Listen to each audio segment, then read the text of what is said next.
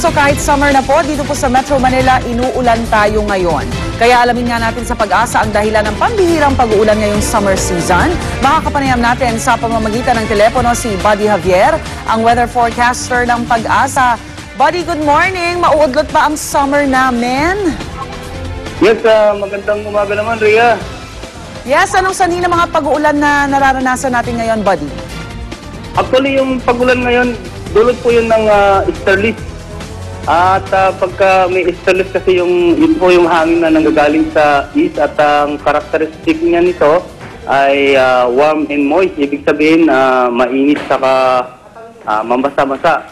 At pagka merong kasing easterlies, nagkokos din to ng pagbuo ng kaulapan at ito po yung nagbibigay ng mga kalat-kalat na pagulan po. At ito po yung nakatutok po dito sa eastern section ng Luzon kaya abot po hanggang Metro Manila. Ito po yung nagpapaulan dito po sa Metro Manila. Pero dito naman po sa ilang bahagi ng ating bansa, dito po sa Kabisayan at Mindanao, partly cloudy naman po dito po sa banda rito po. Pero hanggang kailan tayo makakaranas ng mga pag-ulan dito sa Metro Manila? Sa ngayon kasi, kumbaga sa mas nakakonsentrate kasi dito sa Eastern Luzon, so tumatagos dito sa Metro Manila. Pero sa mga susunod na mga araw, base doon sa nakikita namin dito sa models namin, sa satellite, mag-i-improve po siya. Ito mga pag-ulan ba, asahan pa natin sa pagdating ng Abril, Mayo, o mabibiyayaan naman tayo ng magandang summer, Buddy? May chance din na magkakaroon ng mga pag-ulan, lalo pagka kagaya nito, yung easterlies nakatutok dito sa eastern section ng Luzon. Kung yung easterlies bababa, siyempre dito naman po kung saan nakatutok yun. Okay. Actually, sa sitwasyon natin, dito po sa Eastern Luzon ng abot po hanggang Metro Manila, kaya nakakaranas tayo ng mga pagulan dito sa Metro Manila po. Sama ng panahon, meron ba tayong namamataan? So far, wala pa naman po tayo nakikitang sama ng panahon o kaya low pressure area. Alright, Buddy Javier, maraming salamat. Yes, Buddy Javier salamat din po. Weather forecaster ng Pag-asa. Okay, good morning mga igan. Natuntun na po ng Philippine Animal Welfare Society o POS yung address po ng may-ari ng sasakyan kung saan ito'y nakita po yung isang aso na nakasabit, nakasako dun sa likod ng kanyang sasakyan. Usap-usapan nga sa social networking site ang larawan na yan ng asong nakatali pa ho yung muso nasa loob ng sako at nasa labas ng kanyang sasakyan, nakalambitin. Ang larawan po yan ay ipadala rin sa Uscoop na mismong kumuha nitong si Desi Bell. Nang makita ang kaawa-awang lagay ng aso, agad niya raw ito pinagbigay alam sa mga otoridad, kaya agad naman itong nasa tali dahil napakahigpit daw ng lubid sa leeg at nguso ng aso. Agad naman umalma ang Philippine Animal Welfare Society o POS sa ginawang pagtrato sa aso, pero nang puntahan nilang yung address ng may-ari ng sasakyan ito. Nag-iwan sila ng letter of notice na para magpagpapaliwanag po itong may-ari ng sasakyan. Ay sa POS, posibleng harap sa reklamong paglabag sa Anti-Animal Cruelty Act ang driver o may-ari ng sasakyan. Pwede ko pa sabihin na hindi ko alam, nasa likuran tumatakbo ko ano ba yan? Imposible naman, talik-sali Di ba? Walang lusot dyan. O kaya nakapark. Sino ang nagtali niya? Walang lusot. Grabe yung pagkakatali sa gulong niya. Oo, talaga. Piniikot-ikot pa Parang hindi ko naman maintindihan. Hindi, ano gagawin niya? Kasi ito na golden retriever yata Papalahian daw. Ba't di sasakyan niya lagay? Luwag-luwag pa naman sa loob. Tsaka kung papalahian, hindi sana intrinato niyang mabuti, di ba? Dahil maganda yung maging anak niyo, hindi ganun parang... I'm sure baka hindi ka pwedeng mag-alaga. Animal cruelty. Benta pa niya yan. Mababa lang naman ang parusa dyan Kasi remember yung may lumabas na website na sinasaktan nila yung mga hayop? Rabbit, Diba nag-bail lang sila ng 10,000 pesos, 12,000 pesos, and then... Sana na. They don't learn their lesson nila, no? Di isako natin ngayon para ano? Talian Para na sila. Lagay sa likod. Para na sa kanila. Samantala, naglaan naman po ng pabuyang 100,000 piso ang National Press Club sa makapagtuturo sa bumaril kay Malacanang Beat Reporter Fernan Angeles ng pahayagang The Daily Tribune.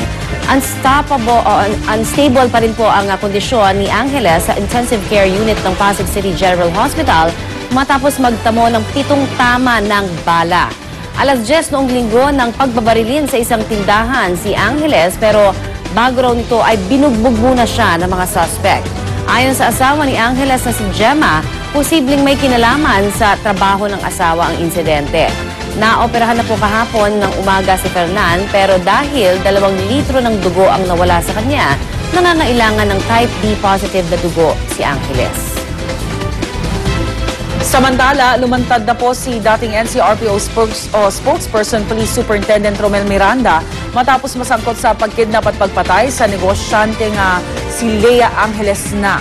Sa kanyang sinumpaang kontra sa Laysay, mariin niyang itinanggi ang pagtuturo sa kanya ng isa pang respondent sa kaso na si Reginel Santiago. Ayon kay Miranda, totoong nagkita raw sila ni Nang noong January 20, araw na sinabing nawala ang negosyante. Sinamahan pa raw niya si Nang para tagpuin si Santiago sa C5 malapit po sa Green Meadows. Pero iniwan niya raw ang dalawa dahil may pinatagpo raw siya at nagdeposito ng pera sa isang bangko sa Tomas Morato na mapapatunayan daw ng deposit slip. Gate pa ni Miranda, wala raw siyang motibong gawin ito dahil mabuti raw silang magkaibigan ni Nang. Pero ang kapatid at abogado ni Nang hindi kumbinsido.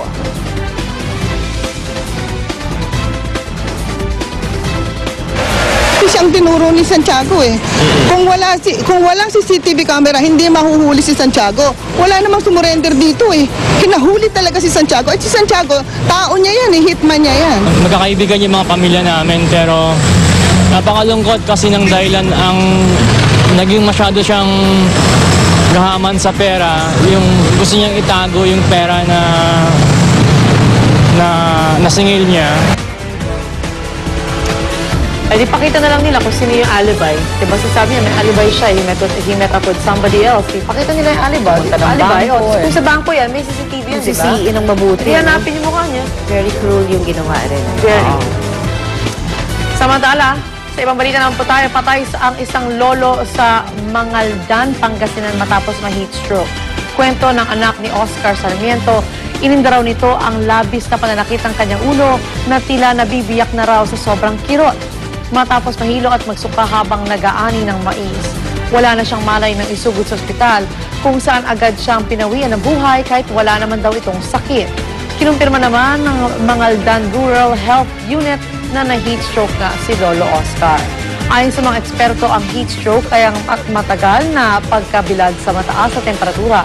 Kaya mga kapuso, para makaiwas sa heat stroke, manatili sa lilim lalo na kung tirik-tirik ang araw. Uminom ng maraming tubig o juice at magsuot ng maluwag na damit. Kumain din ng pagkaing mayaman sa potassium, magdala ng payong na itim, magtangga sa araw.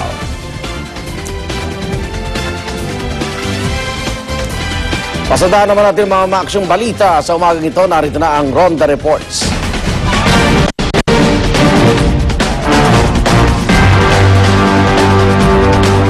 Arestado ang 4 na miyembro umano'y Gapos Gang matapos mahuling ng bibiktima sa Mandaluyong City kagabi.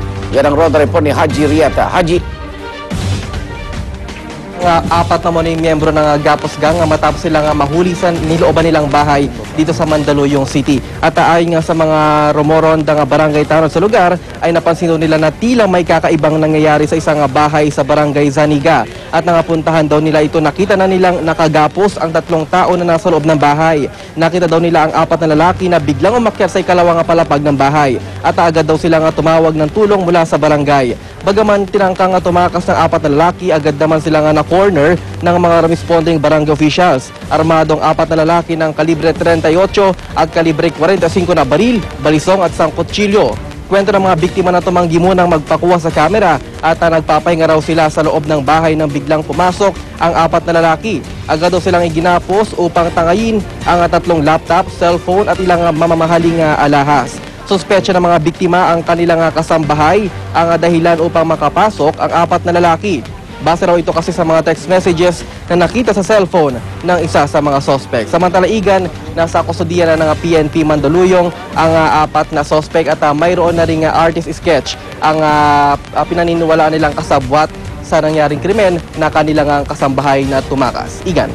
Maraming salamat, Haji Rieta.